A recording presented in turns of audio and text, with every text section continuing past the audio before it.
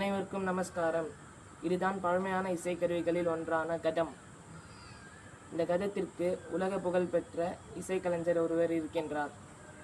அவர்தான் திரு விக்கு விநாயகராம் அவர்கள்.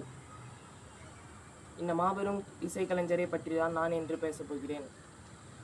திரு விக்கு விநாயகராம் அவர்கள் நாகப்பட்டினம் மாவட்டத்தில் உள்ள தேத்தக்குடி என்னும் ஊரில் 1942ஆம் ஆண்டு ஆகஸ்ட் மாதம் 11ஆம் தேதி பிறந்தார்.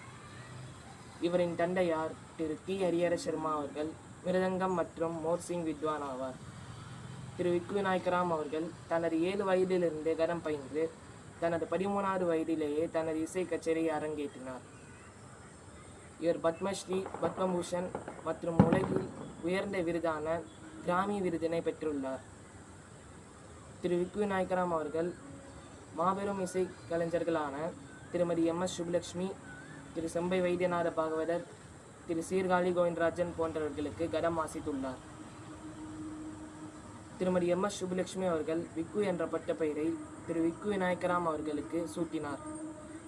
திரு விக்கு விநாயகராமின் தந்தையார் திரு டி ஹரிஹர சர்மா அவர்கள் 1957ஆம் ஆண்டு திருவேலிக்கேணியில் ஜெயகணேஷ் தாழ்வாதிய வித்யாலயா என்னும் இசைப்பள்ளியை நிறுவினார்.